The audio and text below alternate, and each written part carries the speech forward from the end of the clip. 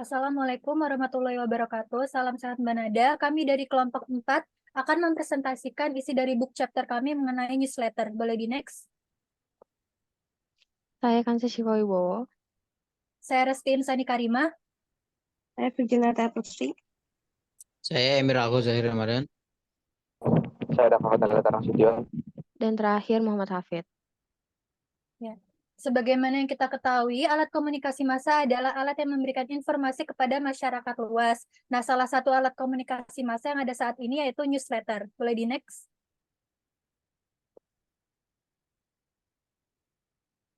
Agar lebih mengetahui apa itu newsletter, maka kelompok 4A akan membahas mengenai newsletter itu sendiri. Boleh di next?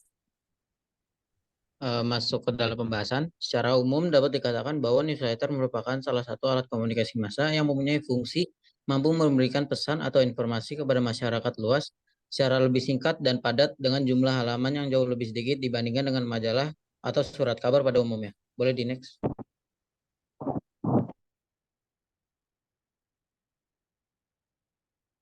Keefektifan newsletter menjadi aplikasi yang efektif untuk menyebarkan informasi kepada hal yang luas. Efektivitas terletak pada kemampuannya untuk memberikan informasi terstruktur dan relevan kepada pembaca secara teratur. Dengan format yang konsisten, rutinitas pengiriman jadwal berikan keterangan pikiran kepada pembaca. Boleh next? Di era digital, newsletter juga dapat dengan mudah dibagikan ke berbagai platform online seperti media sosial dan email. Fitur ini memperluas jangkau informasi dan mempermudah pembaca berbagi konten berharga dengan teman dan kolega.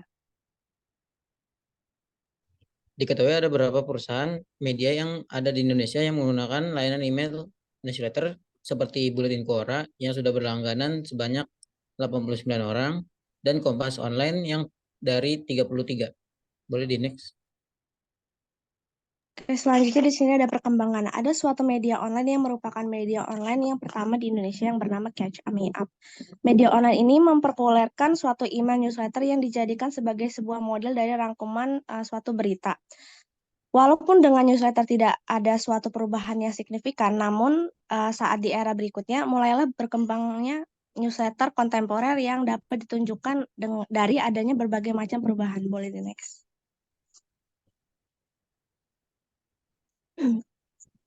Berikut beberapa kendala yang sering dijumpai seperti adanya keterbatasan tenaga kerja, terampil, keterbatasan waktu, kendala teknologi informasi, masalah perangkat peramban, atau keterbatasan aplikasi, struktur yang tidak stabil, dan juga kurang memadai.